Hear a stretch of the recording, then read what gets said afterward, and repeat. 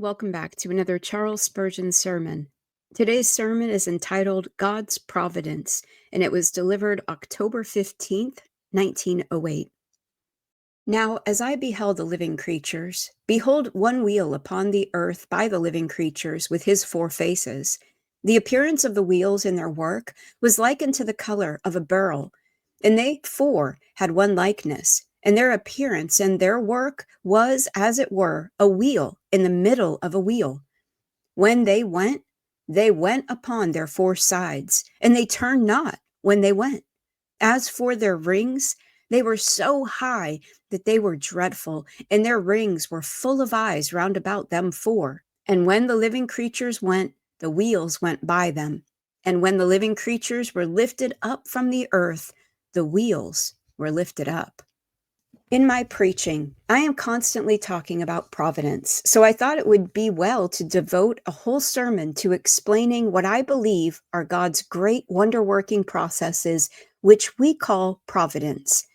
In looking for a suitable text, I found this one. These wheels signify divine providence, and I trust, while explaining them, I may be so assisted by God's Spirit that I may say many things to you concerning God's government, which may rejoice any who are despondent and lift up the souls of many who are distressed. Going at once to my division, first remark will be that the providence is here compared to a wheel. When the prophet had beheld the living creatures, which I take it were angels, he opened his eyes again, and he saw a wonderful illustration of divining providence, and this exhibition was in the figure of a wheel. You must know that this is not the only place where this comparison is to be found, for the Romans and Greeks were accustomed to compare the wondrous working of God in providence to the revolutions of a wheel. The story goes that a certain king, being taken prisoner, was sound in chains and dragged along at the chariot wheels of his conqueror. As he went along, he kept looking at the wheel and shedding tears, and then looking at the wheel again and lifting up his eyes and smiling. The conqueror turned and said, "Wherefore art thou looking at that wheel?" He said, "I was thinking, such is the lot of man. Just now as I was here, now I am there. But soon I may be here again at the top of the wheel, and thou mayest be grinding the dust." This was well for a heathen.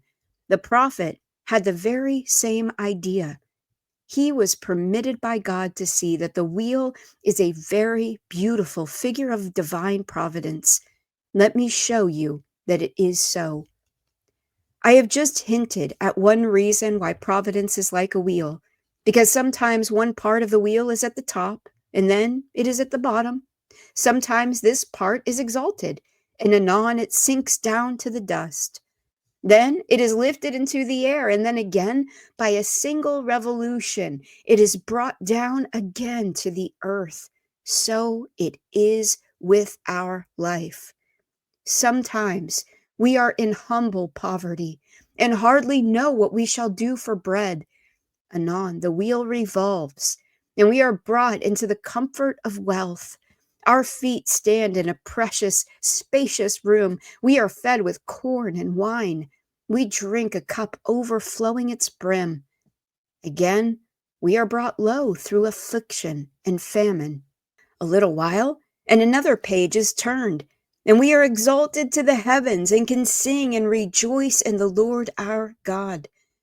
I have no doubt many of you here have experienced a far more checkered life than I have, and therefore you can feel that your life has been a wheel. Ah, man, thou art strong and great and rich. Thou mayest stand now as the uppermost part of is, but it is a wheel, and thou mayest yet be brought low. And ye poor, who are depressed and downcast, who are weeping because you know not where you shall lay your heads, that wheel may revolve, and you may be lifted up. Our own experience is a never stale thing. It is always changing, always turning round.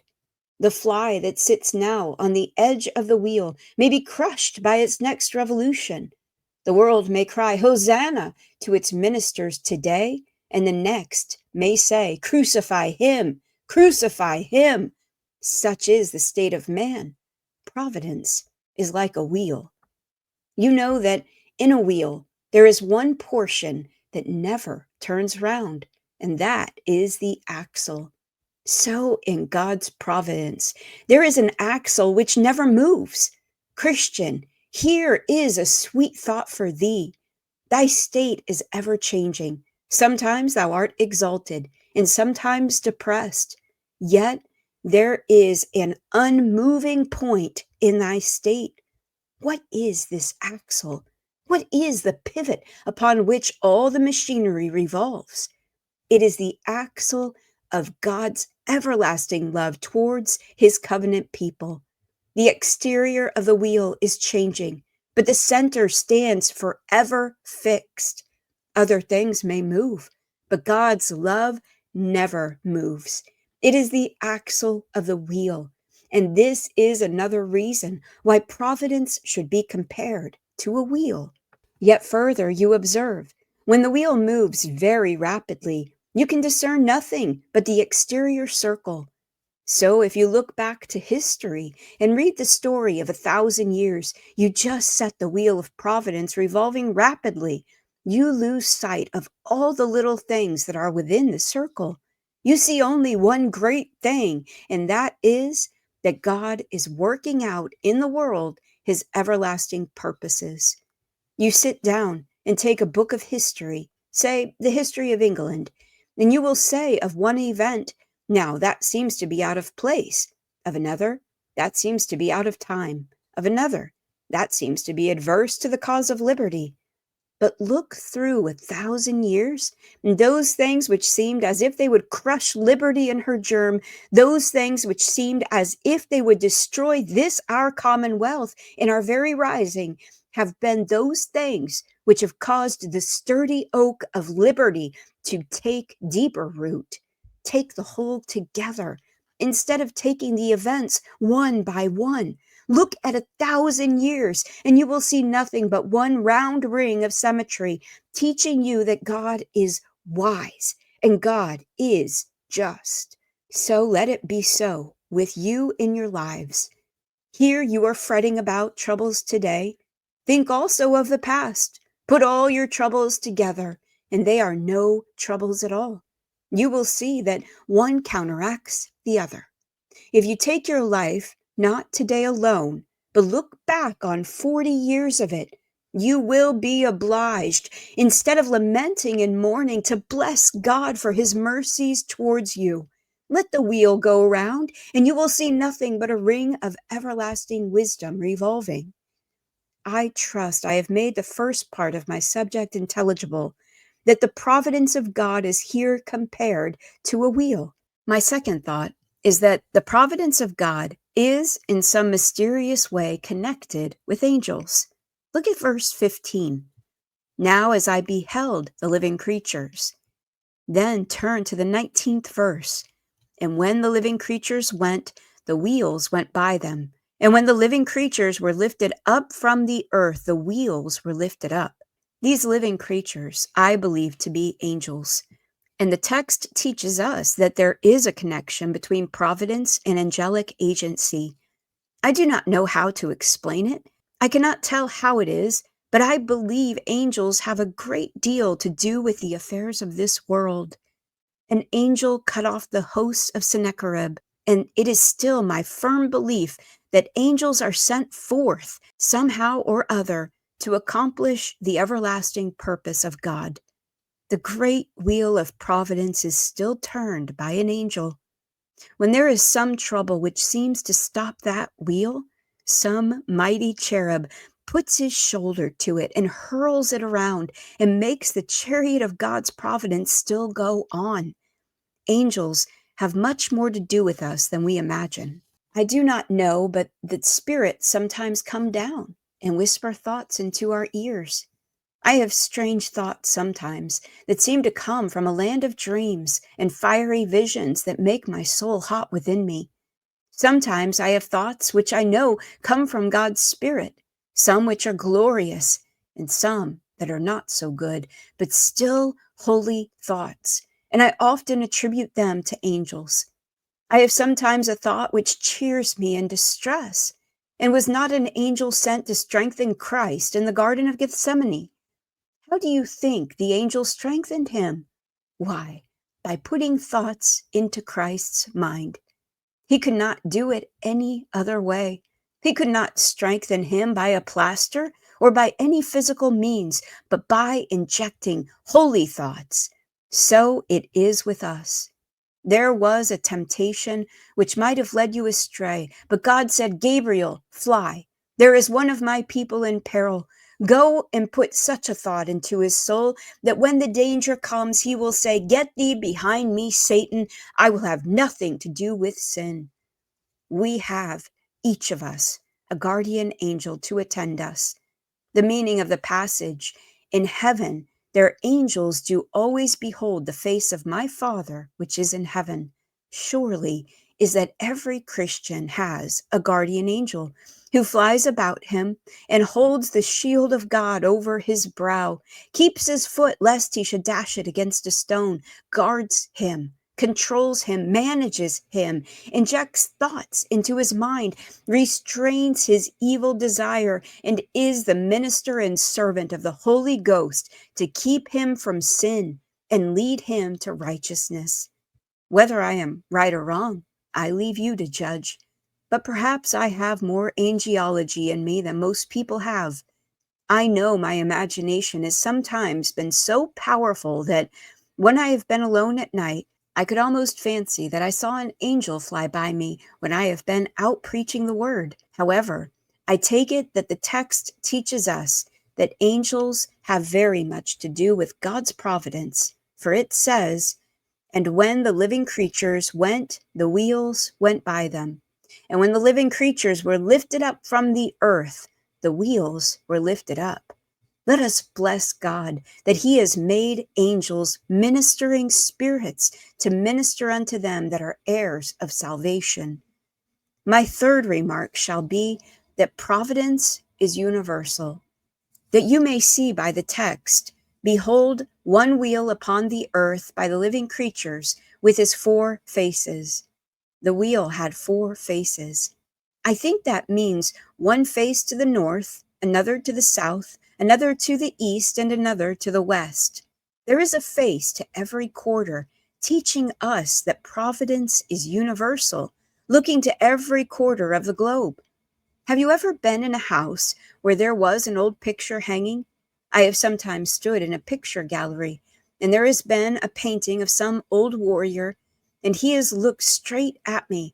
If I have gone to the other end of the room, he has still looked at me. Wherever you are in the room, a well-painted portrait will be looking at you. Such is the providence of God. Wherever you are, the eye of God will be upon you, as much upon you as if there were not another person in the whole world. If there were only one, you may imagine how much God would look upon that one. But he looks on each one of us as if there were no other created being and nothing else in the whole world. His eye is fixed upon us at every hour and at every moment. Wherever we may be, we shall have one face on the wheel turned upon us. You cannot banish me from my Lord. Send me to the snows of Siberia or Lapland. I shall have the eyes of God there.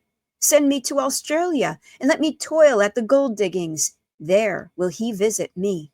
If you send me to the utmost verge of the round globe, I shall still have the eye of God upon me. Put me in the desert where there is not one single blade of grass growing, and his presence shall cheer me. Or let me go to sea, amidst the howlings of the tempest and the shrieking of the wind, where the mad waves lift up their hands to the skies as they would pluck the stars from their cloudy thrones, and I shall have the eye of God upon me there.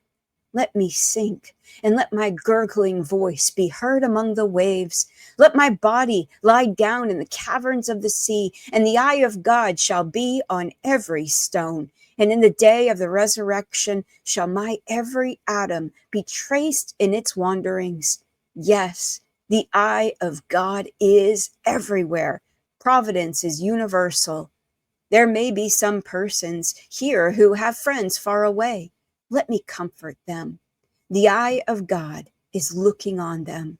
There may be some here who are about to part with beloved ones, who are going to distant countries. Wherever they are, they will be as much in the keeping of God as though they were here. If one part of the world is not as near to the sun's light as another, yet they are all equally near the eye of our God. Transport me where you please, wherever the cloudy pillar of providence shall guide me, and I shall have God with me.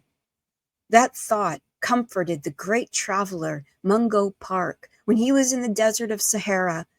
He had been robbed and stripped of everything and was left naked. He suddenly saw a little piece of moss, and taking it up, he saw how beautiful it was. He said, "Then the hand of God is here, for here is one of his works. Though I call loudly, no man can hear me, for there is nothing but the prowling lion and the howling jackal, yet God is here." That thought comforted him. And wherever you may be, whatever may be your case, God will be with you. Whatever period of your life you may now be in, God is with you. His eye is at the bridal and at the funeral and at the cradle and at the grave. In the battle, God's eye is looking through the smoke. In the rebellion, there is God's hand managing the masses of men who have broken loose from their rulers. In the earthquake, there is Jehovah manifest. In the tempest, there is God's hand tossing the bark, dashing it against the rocks, or saving it from the boisterous waves. In all seasons, at all times, in all dangers, and in all times, there is the hand of God. My next remark is that providence is uniform. It is only one providence, and ever one. Now, as I beheld the living creatures, behold, one wheel upon the earth by the divining creatures with his four faces. The appearance of the wheels and their work was like unto the color of a beryl, and they four had one likeness. There were four wheels and four faces, yet one likeness. There was but one piece of machinery, and this we are taught, that providence is all one. Sometimes providences seem to cross each other. One thing that God does seems to contradict another thing that he does, but it never really does so. It is a great truth, though hard for us to grasp, that providence is one. Just look at the case of Joseph. God had it in his mind that Joseph shall be governor over all the land of Egypt. How is that to be accomplished? The first thing to be done is that Joseph's brethren must hate him. Oh, say you, that is a step backward. Next, Joseph's brethren must put him in the pit. That is another step backward, say you. No, it is not. Wait a little while. Joseph's brethren must sell him. That is another step backward, is it not? Oh, no. Providence is one, and you must not look at its separate parts. He is sold. He becomes a favorite. So far, so good. That is one step onward. Anon, he is put in a dungeon. Wait and see the end. All the different parts of the machinery are one. They appear to clash, but they never do. Put them all together. If Joseph had not been in the pit, he would never have been the servant of Potiphar. If he had never been put in the round house, he would never have interpreted his fellow prisoners' dreams. And if the king had never dreamed, he would not have been called to go to the palace. There were 1,000 chances, as the world has it, working together to produce the exaltation of Joseph. Providence is one. It never clashes. Oh, says one, I cannot understand that. Providence seems to be very adverse to me. I think it is Mrs. Hannah More who says that she went into a place where they were manufacturing a carpet. She said, "There is no beauty there." The man said, "It is one of the most beautiful carpets you have ever saw." "Why, here is a piece hanging out, and it's all in disorder." "Do you know why, ma'am? You are looking at the wrong side of the carpet." So it is very often with us. You and I think providence is adverse to us because we are looking at the wrong side. We do look at the wrong side while we are here, but when we get to heaven, we shall see the right side of God's dealings. And when we do, we shall say, "O Lord, how manifold are thy works! In wisdom hast thou made them all." You have been puzzled sometimes to think why that friend was brought into the grave. Or you have said, "Why was I made sick at such and such a time? Why did that trouble and that calamity fall upon me?" That is no business of yours. You are to believe that all things work together for one great purpose, and that one thing never crosses another. But you must not expect to see it so just yet. Here on earth, the machine appears broken to pieces, and we can only see it in confusion. But in heaven, we shall see it all put together. Suppose I go into a place where some great engineer is manufacturing a machine and say to him, "Do you mean to tell me that this is a machine?" "Yes, and an exquisite one it will be." "It does not look like it. I could not put it together." "Oh, no, sir, you could not, but I can. Come and see where I have put it together, and you shall see that each part fits into its proper place, that each cog on the wheel will work on the cog of another wheel, and all the spokes will move together when I adjust them. Do not find fault with it and say one is too small and another too large, because you know nothing at all about it. So, dear friends, you and I can never see more than the parts of God's ways. We only see here a wheel and there a wheel, but we must wait till we get to heaven. Then we shall see the right side of the carpet, and then we shall see that it was one piece of machinery with one end, one aim, and one object. My next thought is that in this text, providence is compared to the sea. Look at the 16th verse. "The appearance of the wheels and their work was like unto the color of a beryl." The word beryl is commonly used in Scripture to denote the ocean because the beryl bears the greatest likeness to that deep green you sometimes see in the ocean, and at other times the blue appearance of the sea. Let us transport ourselves for a moment to the top of some high cliff and look down on the noisy ocean. It has been the theme of 1,000 songs. It has borne myriads of fleets on its mighty breast.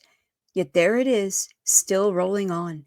If you begin to think about the ocean, though it is one of the minor parts of God's work compared with the constellations in the heavens and the globes which He has hung on high, you begin to be lost in the vastness of your conceptions concerning the greatness of God's works.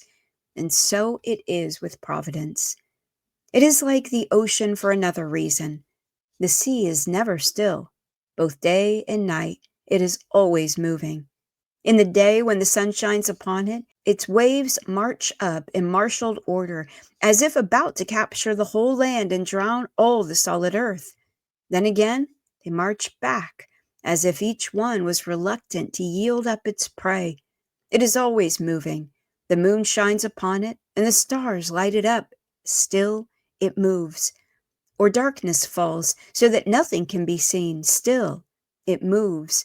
By night and day, the restless billows chant a boisterous hymn of glory, or murmur the solemn dirge of mariners wrecked far out in the depths. Such is providence. By night and by day, providence is always going on. The farmer sleeps, but his wheat is growing. The mariner on the sea sleeps, but the wind and the waves are carrying on his bark. Providence, thou never stoppest. Thou mighty wheels never stay their everlasting circles. As the blue ocean is rolled on impetuously for ages, so shall Providence roll on until he who first set it in motion shall bid it stop, and then its wheel shall cease, forever fixed by the eternal decree of the Almighty God. Again, you will see another reason why the sea is like Providence. Man cannot manage it. Who can rule or govern the sea? Men cannot. Xerxes made chains for the Hellespont and lashed the sea with whips because it washed away his boats. But what cared the sea about that? It laughed at him, and if he had not been too great a coward to put himself on its bosom, it might have swallowed him up. Canute put his chair on the beach and bade the waves retire. What cared they for him?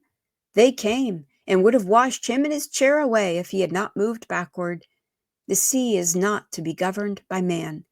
A whole fleet sails over it, and it is only like a feather blown by the wind across the surface of a brook. All we ever put on the sea is as nothing. It can never be restrained, nor chained, nor managed by man. Greedy man hath carved the land, but the sea has no landmark. It is impetuous, and follows its own will. So does Providence. It will not be managed by man. Napoleon once heard it said that man proposes and God disposes. Ah, said Napoleon, but I propose and dispose too. How do you think he proposed and disposed? He proposed to go and take Russia. He alone. His mighty army perished and wasted, having well nigh eaten and devoured another through hunger. Man possesses, and God disposes. Providence, like the sea, cannot be directed by man. It can only be controlled by God. Let man try to stand against God's providence, and providence will grind and crush him. Again, God's providence is intricate. That you will also find in the text. The appearance of the wheels and their work was like unto the color of a beryl, and they four had one likeness, and their appearance and the work was as it were a wheel in the middle of a wheel. I have just said that providence is intricate.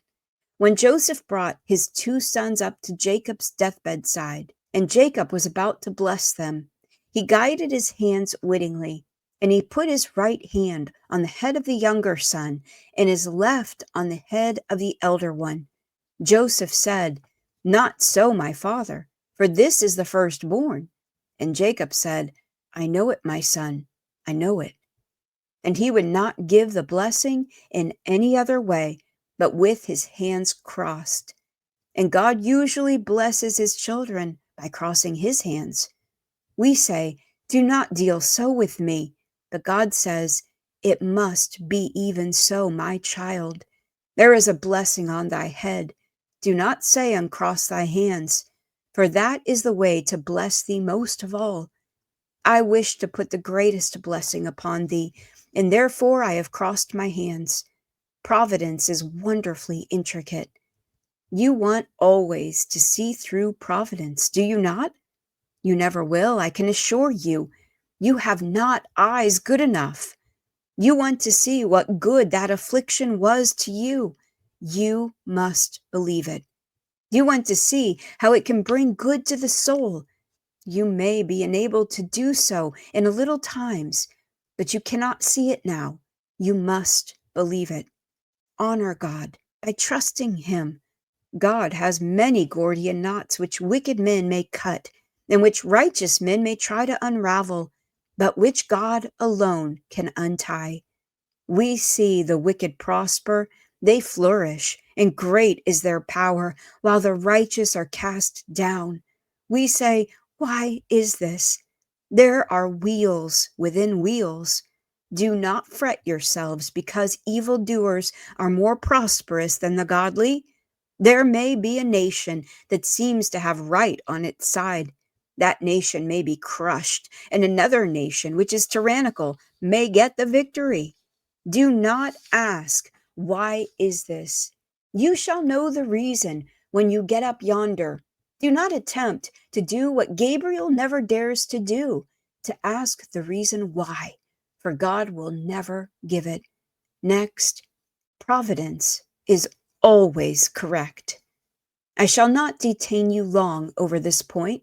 The prophet saw the wheels, and he well says, they turned not when they went. They always went straight forward. They never turned to the right or to the left. Such is God's providence. Man marks out plans. He says, I shall build this tower. He gets it half up, and he finds he has not enough to finish it with. He has to pull it down, lay a smaller foundation, and build again. God never does so. He has a plan when he begins, and he carries that plan out. He lays the foundation, and he also lays the tombstone. There are some persons who talk about God changing his purpose. Such people do not know what God is at all. How could God change? God must neither change from a better to a worse or from a worse to a better. If he could change from a worse to a better, he is not perfect now. And if he could change from what he is to something worse, he should not be perfect then, and he would not be God. He cannot change. It is not possible that God should ever change or shift in any of his purposes. Can he change because he has not power? Why, sirs, he could girdle this globe with mountains or move the hills into the sea. Can he change because he has not patience enough? What? He who from his purpose never swerves? Shall he change because he has made a mistake? Shall the Most High Jehovah ever harbor an error in his almighty mind? To err is human. With the divine being, the whole plan goes on to completion, and what he has ordained shall be. On the iron rock of destiny it is written, and it cannot be altered. God moves the wheel, and the wheel goes on. And though 1,000 armies stand in the way to stop it, it still goes on. They turned not when they went. I cannot make out what some of you do with your comfortless gospel, believing that God loves you today and hates you tomorrow, that you are a child of God one day and a child of the devil the next. I could not believe a gospel like that. If I were a heathen, I could believe it at once, because I could manufacture a god of mud that I could alter with my fingers and change to any fashion.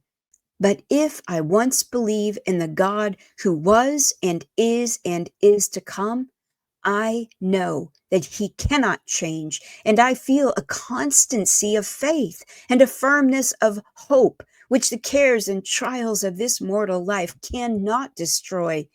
He will not cast off his people whom he hath chosen. Another thought is that providence is amazing. I shall not dwell on this point, but just remind you that the text says it is so. As for their rings, they were so high that they were dreadful, and their rings were full of eyes round about them four. Even the man who knows that every wave that dashes against the ship is washing him nearer home, that every breath of wind that rises comes to his sail and fills it and sends it to the white cliffs of his native Albion, even the man who feels that everything is working for him, even he must say that providence is amazing. Oh, that thought! It staggers thought. It is an idea that overwhelms me. That God is working in all that happens. The sins of man, the wickedness of our race, the crimes of nations, the iniquities of kings, the cruelties of wars, the terrific scourge of pestilence, all these things are, in some mysterious way, working the will of God. I cannot explain this. I cannot tell you where human will and free agency unite with God's sovereignty and with his unfailing decrees. This has been the place where intellectual gladiators have fought with each other since the time of Adam. Some have said, man does as he likes, and others have said, God does as he pleases. In one sense, they are both true, but there is no man who has brains or understanding enough to show where they meet.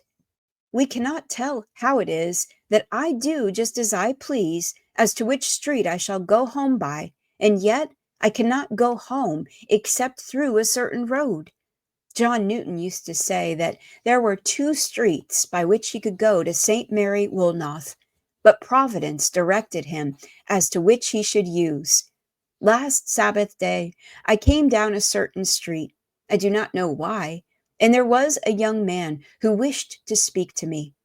I say that was God's providence, that I might meet that young man. Here was providence, and yet there was my choice. How? I cannot tell. I cannot comprehend it. I believe that every particle of dust that dances in the sunbeam does not move an atom more or less than God wishes. That every particle of spray that dashes against the steamboat has its orbit as well as the sun in the heavens. That the chaff from the hand of the winnower is steered as surely as the stars in their courses. That the chirping of an aphis over a rosebud is as much fixed as the march of the devastating pestilence, and the fall of several leaves from the poplar is as fully ordained as the tumbling of an avalanche. He who believes in God must believe this truth. There is no standing point between this and atheism. There is no halfway between an almighty God who worketh all things according to the good pleasure of his will and no God at all. A God who cannot do as he pleases, a God whose will is frustrated, is not a God and cannot be a God. I could not believe in such a God as that. My closing idea is that providence is full of wisdom. You will see this by the last part of the 18th verse. And their rings were full of eyes round about them four. You will say this morning, our minister is a fatalist. Your minister is no such thing. Some will say, he believes in fate. He does not believe in fate at all. What is fate? Fate is this: whatever is, must be. But there is a difference between that and providence. Providence says whatever God ordains must be. But the wisdom of God never ordains anything without a purpose. Everything in this world is working for some one great end. Fate does not say that. Fate simply says that the thing must be. Providence says that God moves the wheels along, and there they are. If anything would go wrong, God puts it right. And if there is anything that would move awry, he puts forth his hand and alters it. It comes to the same thing, but there is a difference as to the object. There is all the difference between fate and providence that there is between a man with good eyes and a blind man. Fate is a blind thing. It is the avalanche crushing the villages down below the mountain and destroying thousands of lives. Providence is not an avalanche. It is a rolling river, rippling at the first like a rill down the sides of the mountain, followed by minor streams. Then it rolls into the broad ocean of everlasting love, working for the good of the human race. The doctrine of providence is not that what is must be, but that what is works together for the good of our race, and especially for the good of the chosen people of God. The wheels were full of eyes. They were not blind wheels. Let us close with the thought that there is the greatest wisdom in the workings of providence. You were recently in great distress. You could not see why it was so with you. The next time you are in distress, you must say, the wheels of providence are full of eyes. I have but two eyes, but God's wheels are full of eyes. God can see everything. I can only see one thing at a time. I see it looks good for me now. I do not know what it will be tomorrow. I see what the plan is now. I do not know what it will be tomorrow. I know not what kind of flower that herb will yield. This affliction is a cassava root full of poison and would soon destroy me. But God can put that in the oven so that all the poison shall evaporate, and it shall become food for me to live upon. This trouble of mine seems to me to be destructive, but God can take all the destroying power out of it, and so it shall be made into food for my soul. Now, thou tried one, groaning down in the valley, up with thine heart, away with thy tears. Put thy hand on thy breast, and make thy heart stop its hard beating. Thou poor soul, dash the cup of misery from thine hand. Thou art not condemned. Thou art a pardoned Christian. Remember that God hath said, all things work together for good to them that love God, to them that are the called according to his purpose. Oh, how I would like to make your hearts like flint and steel against trouble. We cannot bear the winds of trouble. We are soon cast down and broken hearted. When we are in prosperity, we are giants. We think we can do like Samson did, that we can take hold of the two pillars of trouble and distress and pull them down. But once tells us that the Philistines are upon us and we have no power. He who has faith is better than the Stoic. The Stoical philosopher bore trial because he believed it must be. The Christian bears it because he believes it is working for his good. The next time that troubles come, or disease comes, or pestilence comes, smile at it and say, he that hath made his refuge God shall find a most secure abode, shall walk all day beneath his shade, and there at night shall rest his head. Let this be thy shield to keep off the thrusts of distress, and this be thy high rock against all the winds of sorrow. Amen.